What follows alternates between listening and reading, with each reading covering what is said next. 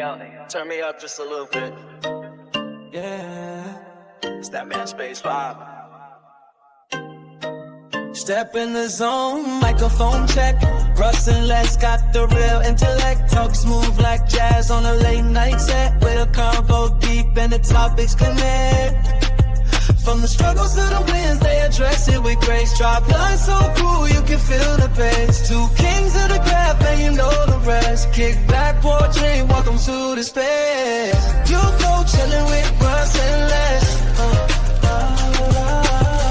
You go chillin' with Russ and Les. You go chillin' with Russ and Les. Hang out, cause now you vibing with nothing but the best. Space forever. Welcome in to another edition of the Man Space Podcast. Now, this is the voice of Russ, and with me, as always, after last night's historic Game 5, he might be making a switch. The one and only Big Les. No, not at all. Not at all, sir. Not at all. I am always a Detroit Pistons fan. We'll never switch. We'll never, ever. No bandwagoner here. Matter of fact, you won't go in the bushes, Les? Matter of fact, I didn't even watch the game. Seriously. I'm just saying. I didn't watch the game. Oh, man. I didn't watch it either, but, that's a different story. Yeah, see? Yeah. Wasn't doing it. So for me, we had, which is airing right now on WTMS TV. Actually, it just went off. Mm-hmm. The Voices of Purpose Summit is airing on WTMS TV. So I was working on that, all yesterday. So I did miss the game, but I did make an appearance in that Voices of Purpose Summit. So I did a little video on there. So, you can kind of catch me, WTMS TV, and when it airs again, Voices of Purpose Summit. Yeah. I decided to make a little bit of an appearance at the very, very, very, very end. Very, very, very, very end. Hey man, that's a good thing. I like that you do that. I'm glad that that's in your repertoire. I do stuff. I do stuff every now and then. I know. I think it's wonderful for you. I love that for you. I love that for you. Me, nah. I'm not doing Not so much. Not so. Why not, man? Dude, no, man. Hey, you know how many I juggle so much already. You know what I mean? My wife's like, well, how much more are you gonna add to your plate? I was like, well, it's already chipping. It's starting to chip now. I was like, not very much, but it is what it is, man. I try to keep things moving as much as you possibly can, keep the family good, and that's all you can do, right? That's true. That is true. But we're going to bring on a special guest. All right. Because, guys, Man Space Nation, I need you guys to get ready for an incredible conversation, because our guest today, Justin Shaw, he's an author, a speaker, a former comedian, and he's someone who has lived through PTSD and addiction. Man, this guy has an incredible story. We're going to bring him on, and let's just learn more about when it comes to PTSD. We're going to learn more about trauma and healing from trauma. And, we might even get into his comedy career a little bit. So, Man Space Nation, give it up for our guest today, Mr. Justin Shaw. Yeah. Welcome in. How you doing? Thank you for all the applause. Oh, wait, that wasn't you. No, thank you for pushing the button. The button. Hey, it was all 100 of us over here. Like, yay! It's our bad kids. That's it. So Justin, just kind of tell us a little bit more about yourself and, and your career. Yeah. Kind of So explain who you are. yeah, yeah. I've got it down to a kind of pretty tight kind of 10 minutes of just kind of like my backstory, and just I always feel like it's important for people to understand that I have empathy for their pain instead of just sympathy, which is just listening to their pain. Empathy is feeling it with them. Mhm. So it's critical to know that I've been through my fair share and I get it.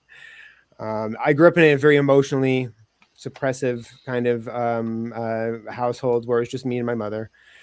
Brothers, I do have brothers and sisters. They were all moved out. My parents were much older when they had me, so they were both 42. So brothers and sisters already moved out of the house. There were, and the crack in the marriage that happened when I was conceived morphed into a canyon by the time I was in grade school. So he took off, and it ended up just being me and my mom, and she Oh, was dealing wow. with her own stuff. Obviously, her own childhood trauma, like, and which makes sense to me because like I've the only grandparents I met, three of them were dead before I was born. The only grandparents I met was my mom's mom, and she was how do you explain, like, nicely as crass. I'm gonna go with the word crass.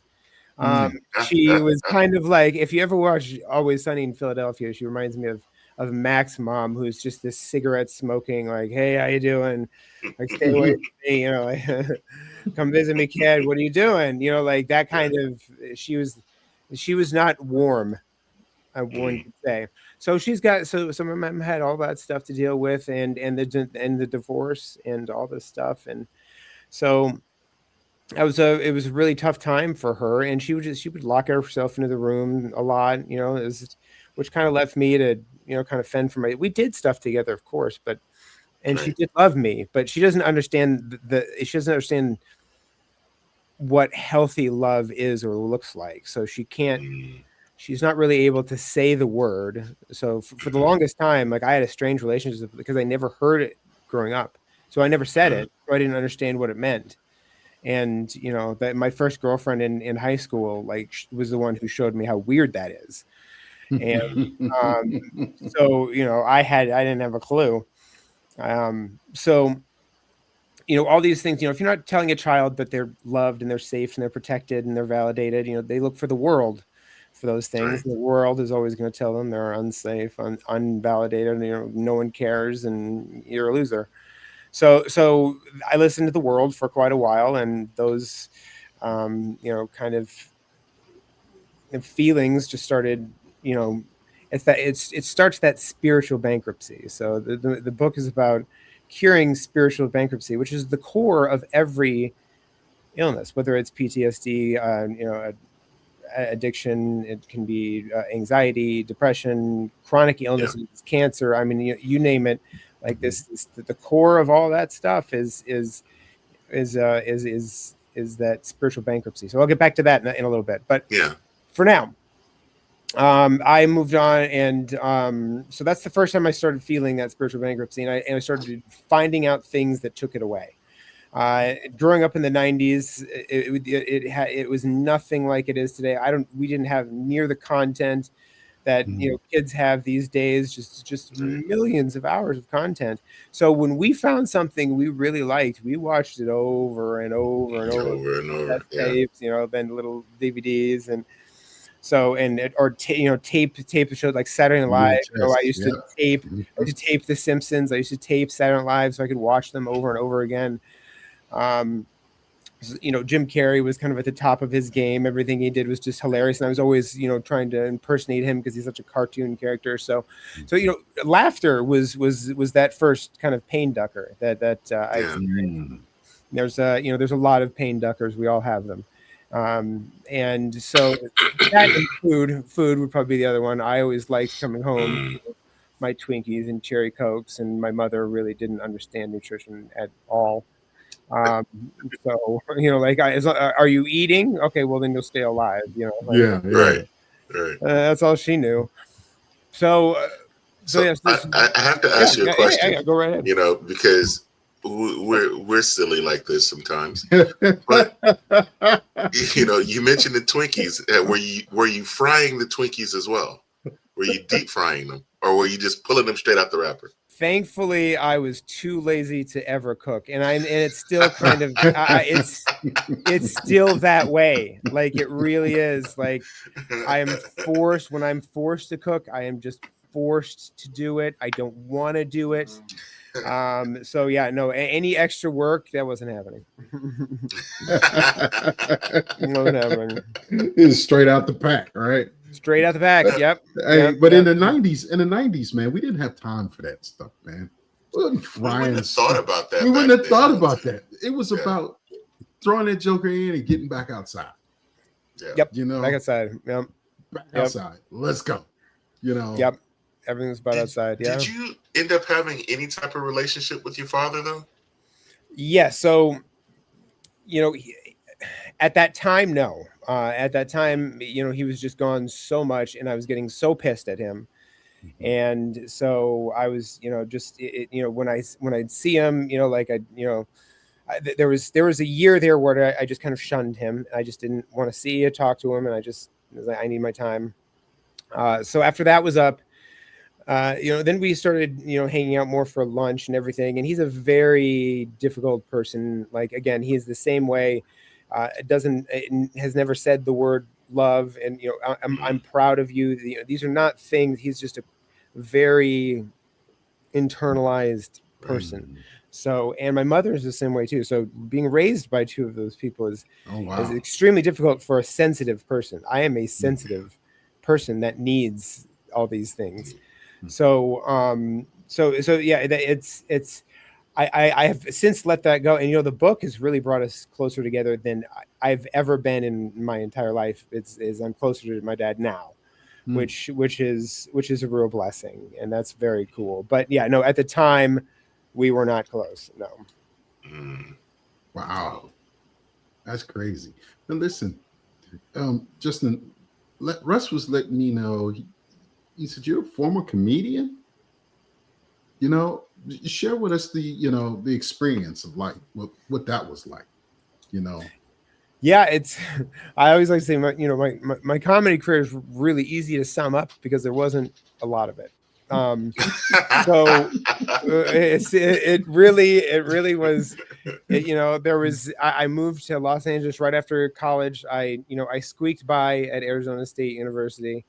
I would always gladly tell my mother that, I was heading to the library after class today, and she'd always be very excited and be like, oh, well, way to go. But what I admitted at the time was that the library was just a really cleverly named bar that was 200 yards from campus. and we always went there on Fridays.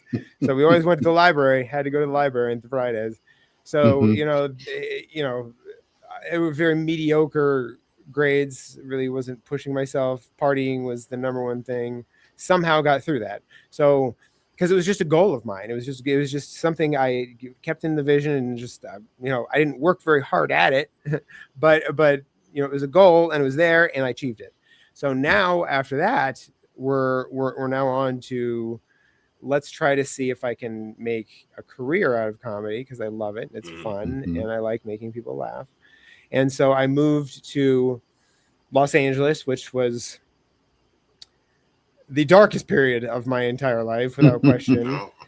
And so I moved there. I moved in with like an ex-girlfriend who but she wasn't even there when I moved in. There were 2 days where I just spent on the streets, like pooping and trashing and stuff. Wow. Yeah. Because I was like, where are you? Couldn't get a hold of her. And all of a sudden, she just shows up one day. You have no idea what I've been through. And that's not the first time I'd be homeless. That came through. And then in Hollywood, I went to just open mics, like a lot of the hotels have open mics, and I was never quite to the point of doing a Laugh Factory, open mic, because that's like, you need to be ready for that stuff. Yeah. So I never even got to that point. The coolest thing I did get was the Groundlings Theater, which is something that Will Ferrell, Sherry O'Terry, Phil Hartman, Mm. Pee Wee Herman, they all kind of originated these characters at the Groundlings, and a lot of them went on to Saturday Night Live. So the Groundlings Theater it's an improv theater. It's very well known and it's very funny.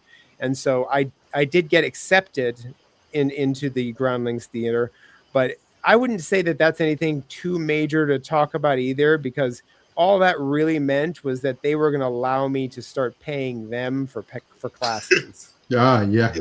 So, I mean, I know they have to, they can't just, you can't have a wet blanket in class that just, so I get that, but really all they were doing was like, does he have any personality at all? Okay, let's pass him on. So my comedy career was rather pathetic. But it's something I explored, and the drugs and alcohol were just killing me at the time. I mean, it's just, in order to be a stand-up comedian, the requirement is to finish the set standing up.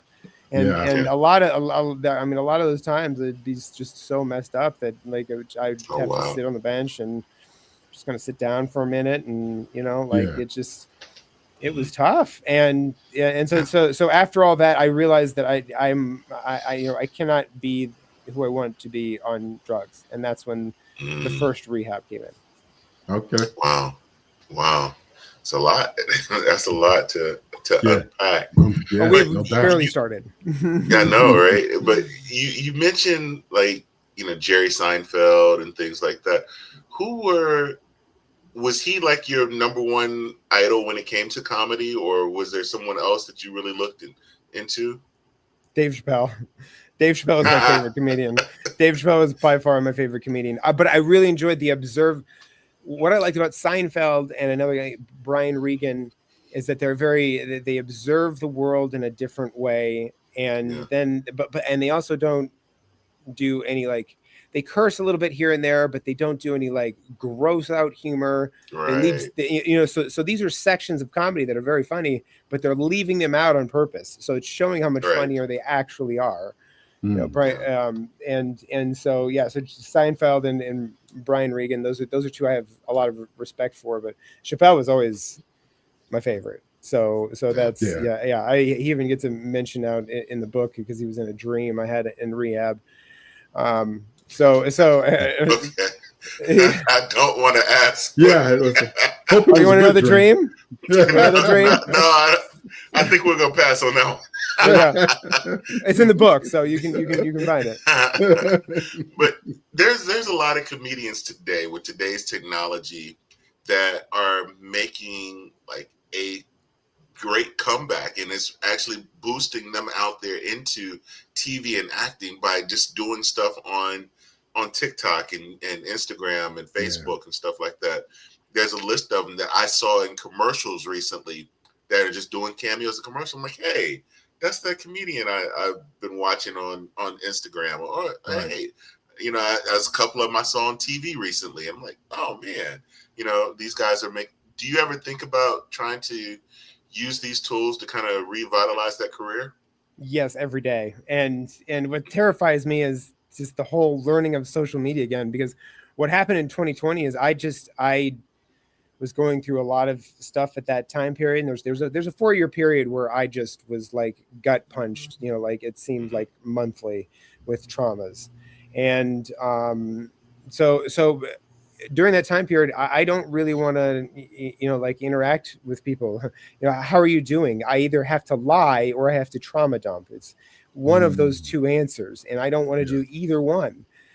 So I just felt it was easier. I was like, and people were really respectful of this because apparently this is very hard to do. Is just delete everything. I just deleted, I just got on Instagram, but Facebook, I've been on Facebook since you needed, that college email. So I've been on Facebook for like 15 million years.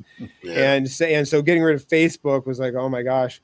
But then, just the Snapchat, everything that it just seemed to be really causing my anxiety. So now that I want to connect back with people from the book and everything, I have no idea what I'm doing. So yes, that is something I absolutely want to do. And I think I can create TikTok is a new thing. Never had a TikTok before. I only had an Instagram for probably 6 months. So, you know, like these are newer things that I'm just now getting used to, that I just went off the grid. It was like a horse wearing blinders, you know, at that time. Yeah. It's, you know, Yeah. I ran a better race, and the book came out, and so it was all for a reason. But now I want to reconnect with people, and I think, you know, creating something. I know I'm clever enough to create something kind of short and fun for TikTok. Mm, Awesome. wow. So I want to go back just a little bit. I'm curious. You know, what type of kid were you growing up? I was the class clown, but also it can be very mischievous. So it was acting out for attention, because I got no attention at home. You know, there was just me and my mother would, you know, spend hours in a room. So there was just no attention. So, you know, I get caught, you know, spray painting walls, and, you know, like, you know, just mischievous all the way around.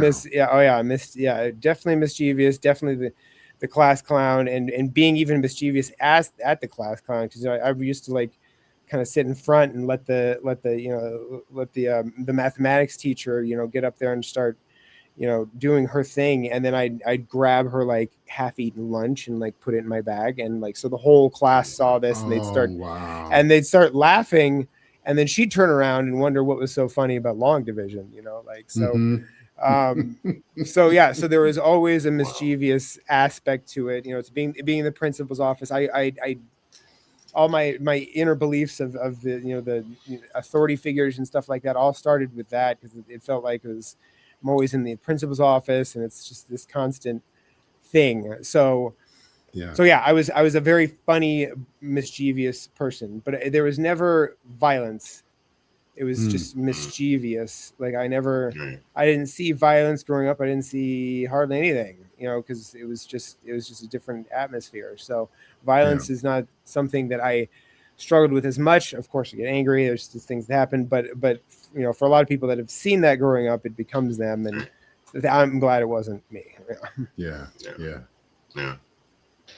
Well, before we go to break, we got to get into our season 7 premiere, July 8th. And Les, you know, I talked about this last week. Our brackets for the Les memes. We gotta set the official position, and we're gonna use Justin here to help us rank these, so we can set the bracket here. All right. Because I'm game. I'm down. Man Space Nation. I'm sure you would be, Justin. I just knew somehow you would just be right in on that. So to participate in this, in voting for this, because Man Space Nation, you guys are going to choose which one is going to be the best one. You have to subscribe to us on Instagram at ManSpaceNet1.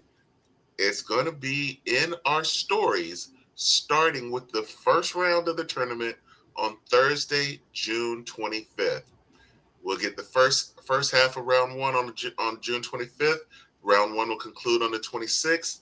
27th and 28th will be round 2. 29th and 30th will be the semifinals.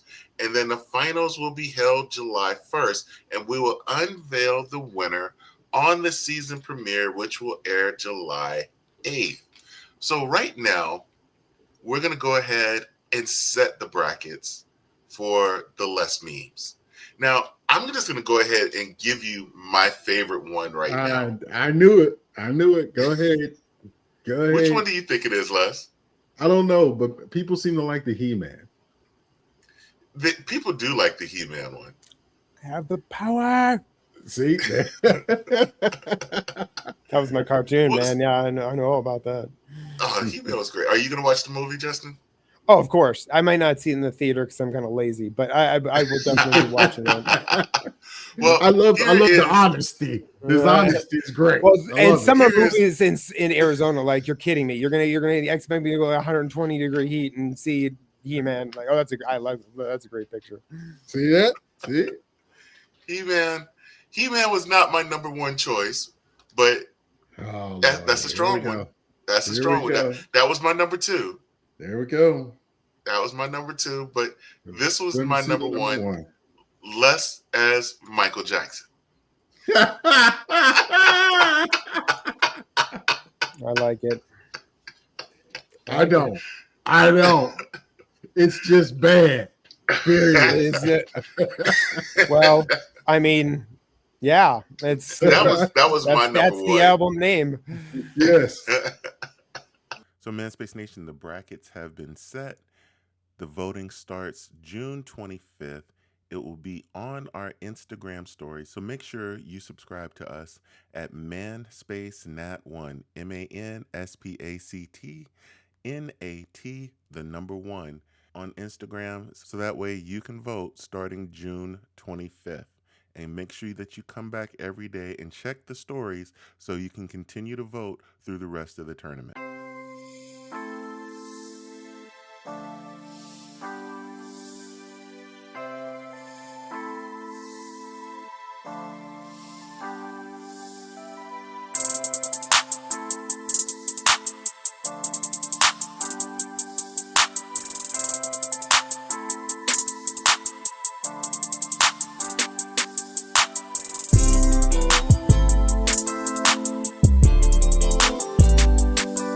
We are back with our special guest, Mr. Justin Shaw.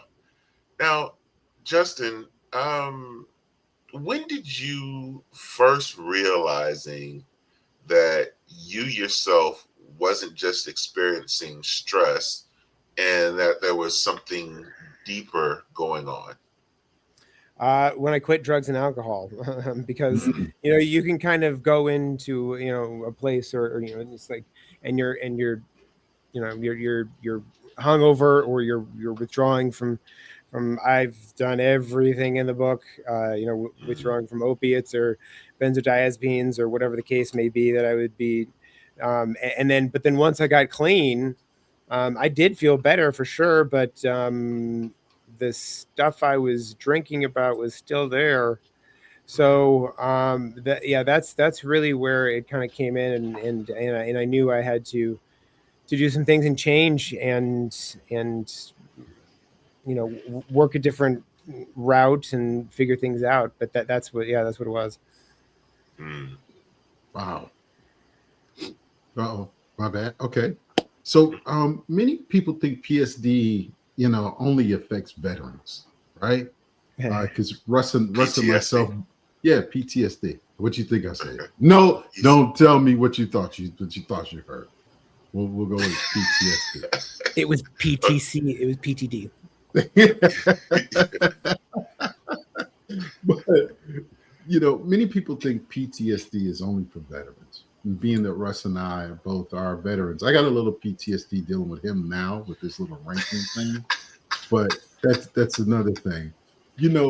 What would you like people to understand about PTSD and just about trauma in everyday? Yeah, it's a great one because it is so critically important, and it rewires our brain. It makes us different people. Now, there's always healing, and you can get back to the person who you were, but for quite a while, especially the mourning period, if you lose someone, you kind of got to get through that whole year. You can't be expecting to be healed in a month or something. You got to get through that whole year and every birthday and things, and and PTSD. I'll go through what I went through with I was diagnosed with compounded PTSD, and so I obviously the childhood thing was its own thing, and there was some in that certainly, but I went through this horrible thing where I was it was this 4-year period of just constant gut punches that I was just never able to recover from before I got another one. So it started with my mother. She was placed in 2017. She was placed terminally ill. So you see her mind, body, and dwindle away. You kind of the dementia starts. Her body's going, and she's forgetting she's seeing me and demanding more of my time, which is very ridiculous. Which is just ridiculously hard. at the Yeah. time. And but what was making things way, way, way, way worse for me was this Christian programming that she never went to church with me. I asked her a million times, blah blah blah. That's what you're supposed to do as a Christian, like blah blah blah. Just go, and she never went to church ever. And so, according to what my pastor was saying every week, she was a heathen headed for hell. And Oh so wow. that idea, no one ever said that, but she fit the description of what my pastor said, or were people that were in trouble and that needs saving. So she fit that description absolutely. And she wasn't ever a bad person. But what my pastor told me was they're not bad people. These are just everyone's a sinner, and everyone needs to repent for something. And if you're not, then Wow. you're in trouble. So. So this whole thing really screwed with me. Yeah. Like really, I mean, you think your parent is on to eternal damnation? Is horribly traumatizing. So I went through that. I came out on the other side somehow. No, drugs and alcohol came right back into my life because that's what I was using as a coping skill. There's no way around it, in my opinion. But shortly after that, so another major Trump COVID. That's something we all experience. But that hit. Shortly after that, my sister dies. Shortly after that, my best friend growing up that we used to date, she dies. I get I have a loss of a career job. I have a loss of one relationship that led to another relationship. Oh, and in between, I got attacked in the face by an Alaskan Malamute at a drug dealer's house. Oh So wow. yeah, so and it ripped through. I think I'm gonna get like a little like white heart right here because the dog ripped through this. So like this was just my side of my face is just hanging off, Yeah. and it missed my eye by millimeters. I mean millimeters. Oh my Just gosh. so Wow. close. Yeah, so close. So all this is happening, and then to the unfortunate you can't go over the piece of crap on top. I guess is I met this girl, and this is when I started these fun manifestation things, and this is when I started first discovering, and so I created this woman. I was like, I'm going to create this woman. I'm going to write it out, and she's going to be everything that I want her to be. And I put driven, beautiful, funny, intelligent, like all these characteristics. And, and then she shows up, about 6 weeks later at my work as my manager. And she was married at the time. So I was like, okay, so I guess Oh that's not it. no. That's not it. Yeah. But it didn't take long for her to be not unmarried Yeah. and want to hang out with me. So, but the problem with this is she's a very damaged spiritually person. So what happened was we got engaged, we moved in, we lived together for about 18 months, which is my longest relationship. We had an infant son together. His name is Phoenix. And Awesome. so what happened was she just decided one day to go visit family in Boston and just not only never come back, but just kind of cut me out of everything. So she stopped answering emails. Oh, wow. She cut off her phone number. She just off the map. So that's all very traumatic. When you hit even just one of those things, there's about 10 things in a 4-year period where it was like all these things, where can be traumatic in themselves. But if you're not having time to heal in between these things, it's just a compounded. It really screwed me up. So, and I still absolutely have PTSD, of Phoenix and that whole debacle and my mother and all these things and my sister, and there's just all these things that really were extremely tough. So PTSD is definitely not for the soldier, and we can heal from it in that it's just energy of the past that is stuck within us. That once we find triggers, I always like to say the sorcerer is the responder, and the shadow is the reactor. So what we want to do is respond over react. And so, just going through this, it was really tough. So I did the absolute best I could. I have slowly recovered. I've slowly, you can rewire your brain. There's neuroplasticity. There's these lines. I have two very distinct paths in my mind that like once you walk down a path enough, right? Like in Sedona and stuff, they have all these paths that are very easily you can't get lost because they're so easily trodden, right? Like you can't get lost from these paths. So I have that path, which is an easily trodden, drug screw up shadow in control kind of. I have that path, but I also now spent as much time sober and on a path of of positivity and all that. So when I'm faced with things, we are not powerless. I don't like that portion of AA that says we're powerless, because I have that choice. Because I've created these two.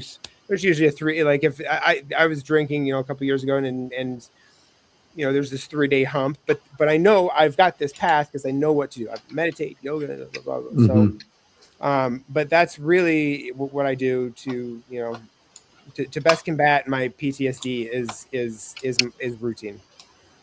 Gotcha. Wow.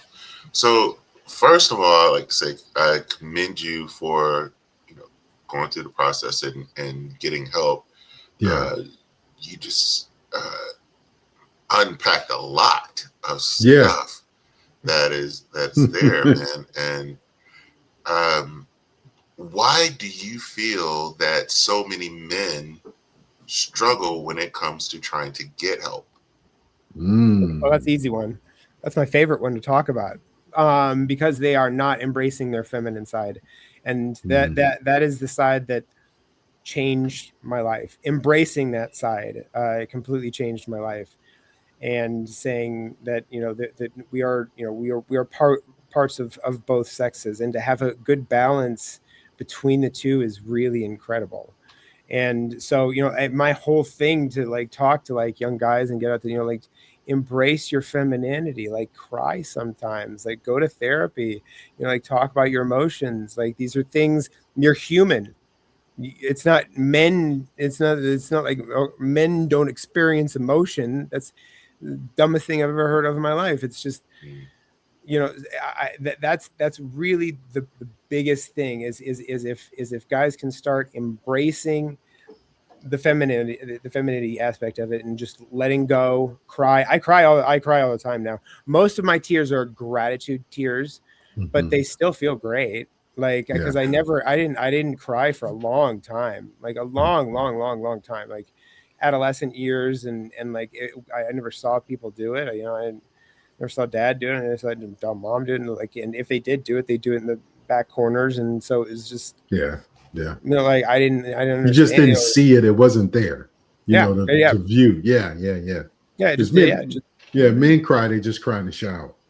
Yeah. I guess that's and that's where I guess dad did in the car before they walk in the house.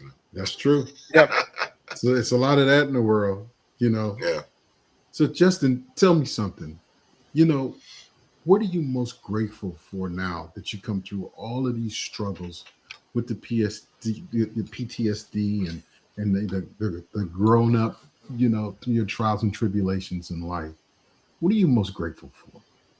Understanding who I am, and that is, who I am is not this character. It's who I am is not. I went to ASU. I work at a job. I wrote a book. I like the Phoenix Suns. That's the character. Yeah. I realized, in one of my bliss attacks that I had, that I am this awareness. It was like I realized in that moment that my mind was the software, my body was the computer, but who I was the person sitting at the computer, the observer. Yeah. And so being able to be the observer means you can change anything at any time, because you're observing yourself and you're making decisions. And the unfortunate thing about this society is I don't know what the number is, maybe 80, maybe 90% people are these non-player characters that do not, if you're not constantly questioning your thoughts and feelings before they become actions, you've been relegated to an organic robot. And we are just, is a society filled with, biological computers, organic robots, just not questioning anything and just moving on. And that's just so that really is what I am most grateful for, is being able to find out who I am, because so many people, and I ask that question, and sometimes I don't, a lot of times I don't, say, well, oh, that's not who you are, your awareness. I just like to hear what people say. Yeah. So but knowing that, and that was kind of the things I'd see at the Alcoholics Anonymous, it's that I really had a hard time with, was I am an alcoholic. Well, no, you definitely are not. That's your worst trait. Please don't identify yourself that way. And you are the awareness of the alcoholic. You are not the alcoholic. The actual shadow, alcoholic. Yeah. the shadow. It is part of our shadow that is created, through our traumas. And so you are the awareness of the shadow. You are the awareness of the alcoholic. Your awareness of the reactor. You can stop yourself. And that is what I'm definitely most grateful for. Awesome. Wow. Awesome. Wow. One of the biggest things that I feel a lot of men have a hard time dealing with is shame, especially when it comes to wanting to go into rehab or going into any type of program for help. Did that ever come into your mind as like, yeah, I don't want anybody to know that I'm dealing with this, or just trying to hide it? Yeah, sure. Yeah, shame sucks. Yeah, and we're kind of a society built on shame, and it really is unfortunate. And a lot of that can be traced to kind of like the roots of religion and things like that. And it's never talk bad about it, but it's just the way it is. It's just the shame, and you need to conform, you need to be the cookie cutter, and if you're not doing this and you're not doing that, and this is why all the there's a lot of horrible traumas that happened back in the day. Like Jack Nicholson thought his sister was his mother his entire life. He was 70 years old before he found out that his mother was his sister. And that's and so that's, and I went through something experiencing too, is just keeping these family secrets. My sisters were kept secret that my mother had this separate life from my father. They decided to keep that from us all, even though it's not even a big deal. And so it was they're half sisters, but so dealing with that, like at 15 years old, was much harder than if you would have just sat me down at 7 and said, I was in this other marriage, and then we had them, and then it was okay, all right. Yeah. So yeah, that's a very unfortunate part of the whole thing. It really is. Hey, yeah, it is. But tell me too, what are some of the signs, that you may be carrying a trauma around that you haven't acknowledged yet? What are some of those things that people can say, I might have PTSD? Yep, those unhealed wounds. So it's really interesting. I was able to. My brother owns a shooting range here in Arizona, and I help out there sometimes, and I hang out. And this new trainer that they picked up to do it, I just, when you meditate long enough, you get superpowers. That's the best way I can tell. They're real life superpowers. It's not like the X-Men. I don't heal like Wolverine. Like it's not. It's not that kind of superpowers. They're like really. I was about to go sit on the floor. They're really. I don't want to say they're bland or mundane, but they're like, you know, you just get senses of people of, you know, like when you're hearing words, but you can hear their soul talk to you at the same time, and you know which is truth. Yeah. So in this instance, you know, he it was just, I could just tell whatever he was holding on to, either from he was a soldier, he was in a war, but he also sounded like he had a lot of childhood stuff, and you could just see him holding on to this by his aura and his demeanor, and it would come out, and it would get directed, right? So these things that we hold in are now directed at things that don't deserve to be directed at. You know, you're yelling at the cashier at Target, thinking it's, you know, without understanding that you're yelling at your father. You know, and so that's, I see all the horrible like Karen videos, and good Lord, I'm so sorry for anyone named Karen that, you know, that has to go through all this. It's really like, there was nothing wrong with that name. It wasn't a few years ago. Yeah, There was nothing wrong with that name. But now Karen and Ken, you don't want to be Ken either.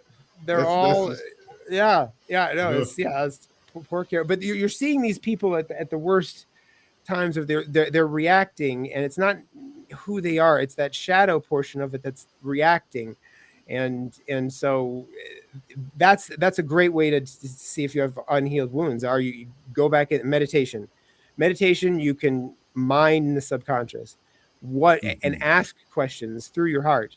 You know, what am I still angry at? What am I still? And there's obvious signs, like with this gentleman, you know, there's anger that's directly out there, and things like that. But there's also, you can ask yourself things and say, is there stuff? Mine was never really anger as much as it was just like really deep sadness.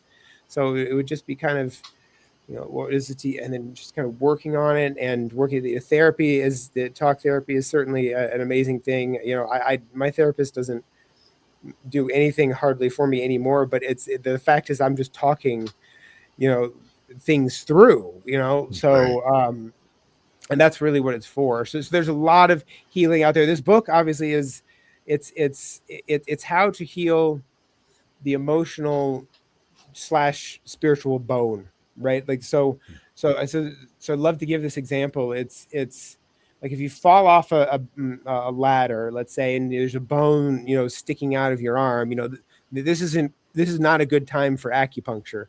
You know, like meditation is probably not the best move in that moment. Like you need a doctor, you need to get to a doctor. And so once the doctor sets the bone, gets everything correct, the doctor's part is now done. The doctor does no healing. The doctor sets the bone, and then the body does the healing. And so my whole thing was to try to get people to understand that you have to set your emotional, spiritual bone and let the body heal itself. And just nobody knows how to do that. And so that's what I've kind of figured out to do. And it's worked for me so well, is to be able to go through these rungs and like be able to allow the body to heal itself. But you can't, you know, and think about the sore spot that's left from that arm. If you don't go to the doctor, they just leave it alone. It's fine. You know, the rest of your life, you're going to be guarding your arm. It's going to hurt. You don't want anyone to touch it. It's the same for an emotional, spiritual wound. You're keeping that away. Don't talk about dads. So there are a lot of key things that show up. And I certainly always talked about shamans, going to see a shaman. I think that's a great expenditure of money. All right. So how can people who have family members or loved ones that are dealing with PTSD, how can family members support somebody who is struggling with that and do it without trying to fix them? Yeah, good one. So first of all, I always tell everybody, you know, healing, personal growth is not one size fits all. And that's part of the problem too, when you go into rehab and things like that. It's this one size fits all kind of thing in terms of, you know, PTSD and all these other things. It's all the same thing though. Like you know, someone with PTSD could go into a rehab center and get a lot out of it, because Right. what they're dealing with is spiritual bankruptcy, which is what the addict is dealing with, which is what the anxiety person is dealing with, which is what, once you figure out that it's all the same thing, it's just showing up in different ways. The main thing is to look for openness, because if there's a lot of people who are simply aren't interested in healing, and you can't force them, you can't get mad, you can't get mad, you have to just let it be. Just let it be. And that's hard to do a lot, but there are people who simply are not interested in getting better, and let them let them. If you have to distance yourself from them, that's fine, but let people in their own time. You know, you're always going to gravitate towards not what's safe, or you know, not or comfortable. It's never what's safe or what's comfortable. It's what's familiar. So you're always going to gravitate towards what's familiar, and that's, of course, you know, the whole battered wife syndrome, and you know, you just gravitate towards what's familiar. But conscious awareness is the key to against this. It's like, okay, I'm making this decision because of my programming. I can stop it, reverse, come back. Right. So the people who are struggling, the best thing is to make sure that they are interested in help. If they are not interested in help, Yeah. don't bring it up. Like, it's obnoxious to them, and like it'll give them further away. Like if you keep slipping them pamphlets for like you know, addiction centers and all this stuff, it's gonna just make it worse. So you just hands-off approach unless they're ready, and in which case, when they're ready, jump on that and do the best you can, because it's healing is wonderful. Yeah. Wow. I was always taught to, you know, be there for somebody when they're in need and not try to push them towards what you feel like could help them. You know, let them make that decision on their own, because it'll stick longer, you know, because if I push you to it, you're just going to do it because I'm pushing you to it. But I need you to do it because you want to do it. And there could be some resentment towards it. Yeah, absolutely. Towards, I mean, you know, that was one thing you know, it was a hard time with the practicing Christian, was shoving these things. Boy, these people really don't seem, you know, these Buddhists don't really seem like they need us. You know, I don't know, why am I shoving this in my Buddhist friend's face? It's, you know, it's conscious way. It's recognizing those things. Absolutely. Yeah. So Justin, how can, you've mentioned your book a few times. A, what is the title of the book? And then B, how can they find it? And I know that, you know, you mentioned that you weren't good on social media, but how can people find you on social media as well?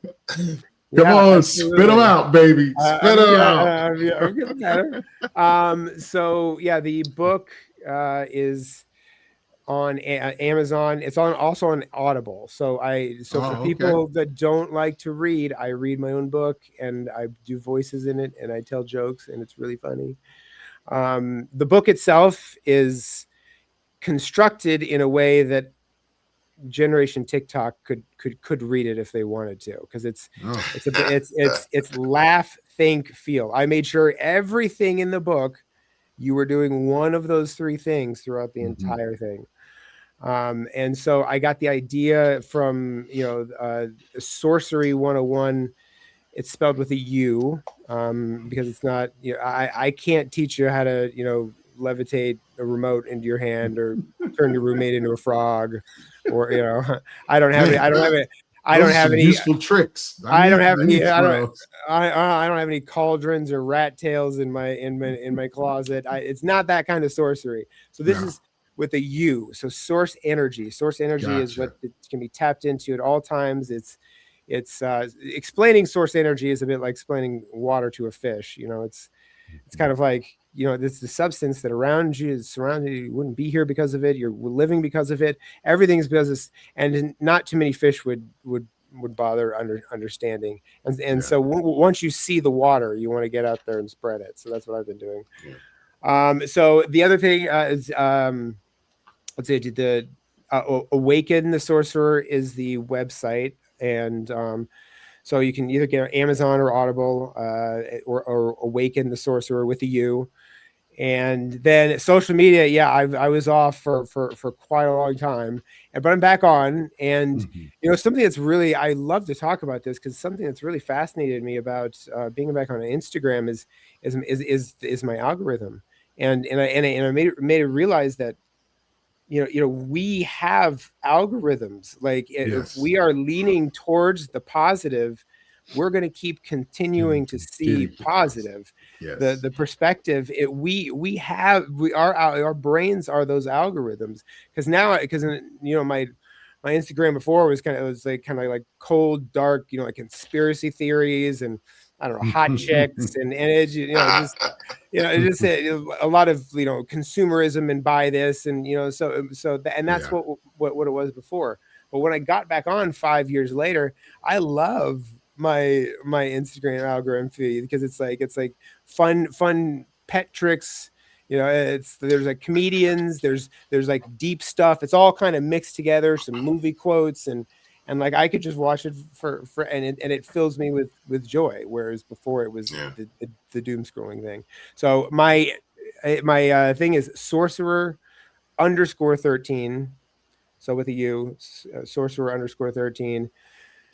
And if you want to email me for any reason, I'm always open to that. That's sorcerer13@gmail, no underscore. If you want a copy of the book and you don't have it, I can send you a PDF, because I just kind of want this information out there. And awesome. It is a map for healing trauma. It is a map for people to have their own bliss attacks, and it's a very fun read. So I just want to get it out there, and so that's how you get a hold of me. Awesome. We got one last thing for you, and we love to call this the last word.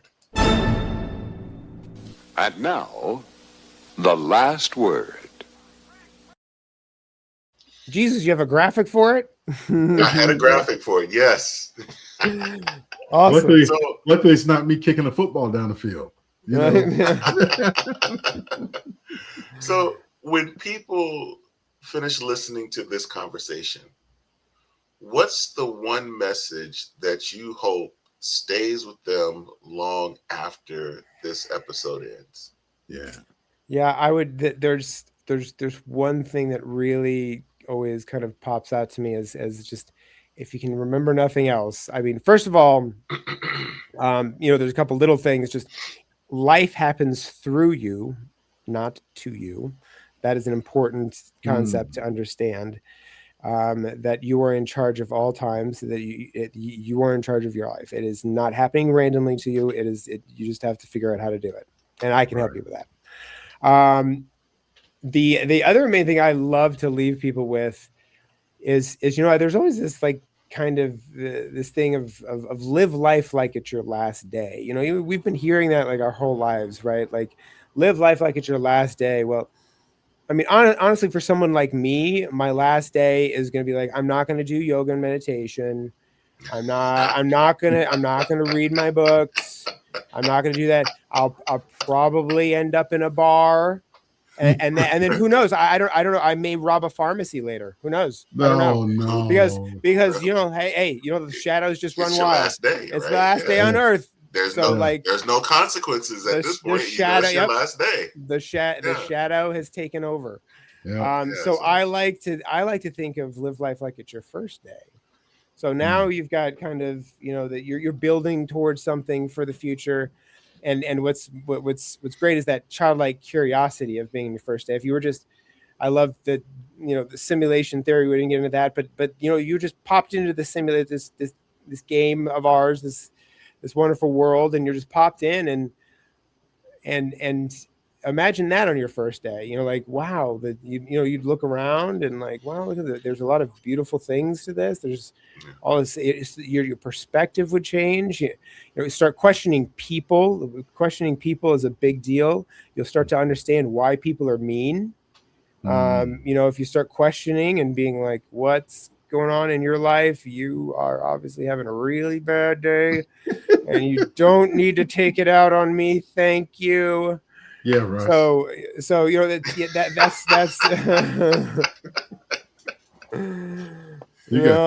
you got trauma, bro. yeah. This is okay. Hey, welcome to the club. Me too. Yeah. So those are, I would say that's the biggest thing. Get curious about the world. Start questioning everything. I like to say sorcery is about you know, opening mind. It's not about changing minds, it's about opening minds. So it's just questioning everything and get curious. Awesome. Justin, thank you so much for spending time with us here on the Man Space. This was very enlightening. And just hearing your journey, I mean, I know that somebody's going to hear what you've gone through and realize, man, I'm not alone. And that's one of the biggest things that a lot of people who are dealing with trauma, who are dealing with issues, who are dealing with addiction, and we didn't even get into anxiety and things like that. You know, people that are dealing with all of these things, they start to realize I'm not alone. And that's been the beautiful thing about doing this show and doing all of the interviews that we have. Is like, man, there are some amazing people out there that get to share their stories and learning that what they've gone through. It's like, wow, you know, because I grew up in my little sheltered bubble in Alabama, and so I didn't experience a lot of these things. So it's like coming out and getting to talk to people, get to meet people and understand. It's like, wow, this is, you know, pretty amazing to hear. You went through it, but then you stood strong on the other side. So all the best to you, and much blessings. Yes, sir. We can pass to you. Thank you so much. Yeah, I've loved doing this. It's been great. We loved having you on the show. We greatly appreciate you coming out and spending time with us. It's awesome. Loved it. We'll be back with more of the Man Space podcast.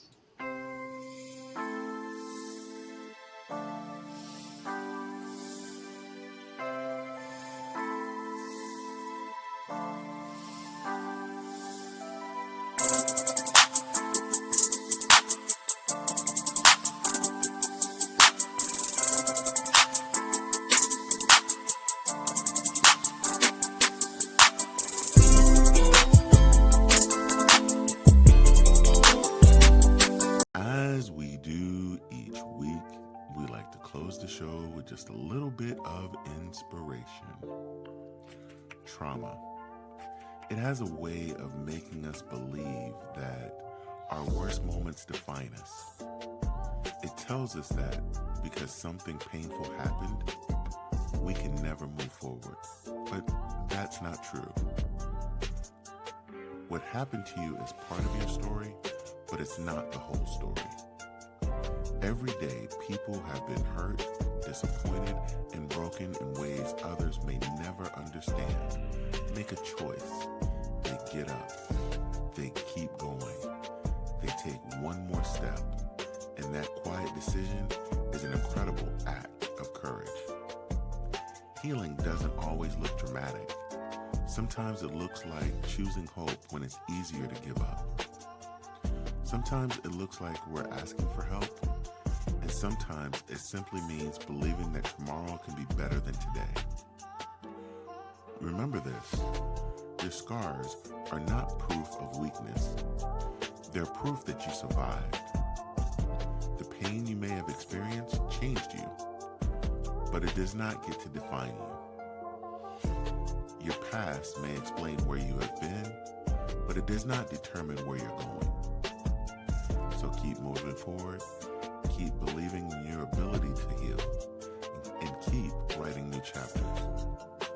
Because, Manspace Nation, no matter what you've been through, your story is not over.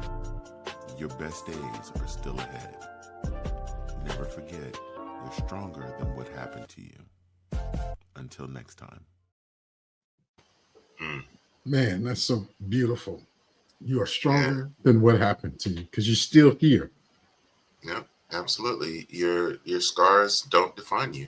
That's right. They remind you, but don't define you. Yeah. It just lets you know where you've been, but not where you're going. That's that. Exactly, man.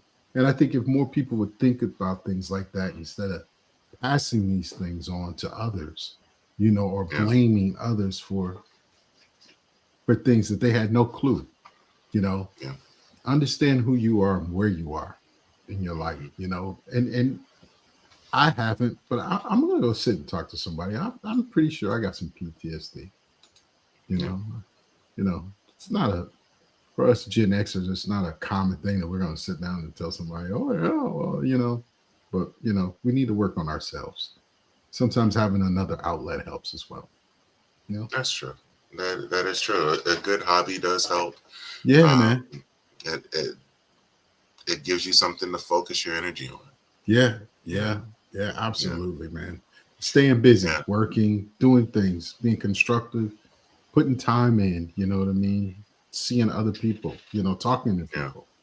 Yeah, absolutely. Those things. Absolutely. We want to thank our guest once again, Justin Shaw. Make sure you go out there, check out the book on Amazon, go out there and check out his website.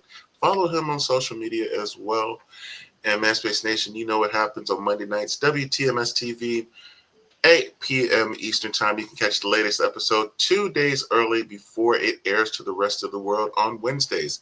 And then on Thursdays on WTMSTV.com at 8 p.m. Eastern Time is Throwback Thursdays with back-to-back episodes of the Manspace Podcast.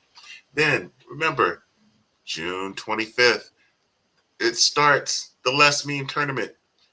Catch it on Instagram, on our socials. Make sure you subscribe to us at ManSpaceNat1. That is the Manspace Nation. ManSpaceNat1.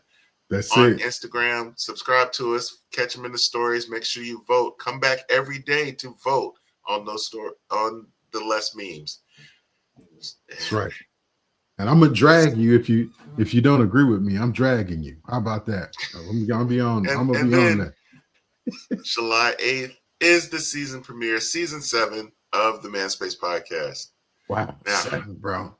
Yeah, season 7. We're rolling along. Rolling, baby. And on that note, we out of here. No gimmicks, just game that my sure in sight. They shine like the city on a Friday night. Man talk, real talk, that's the way that you bless. Giving knowledge and some laughs in the same finesse. From life goes to the jokes that hit. They the tag team champs, yeah, legit with the wit. So pull up a chair, let the stress digest. From the beat drops, you know the rest. You go chillin' with Russ and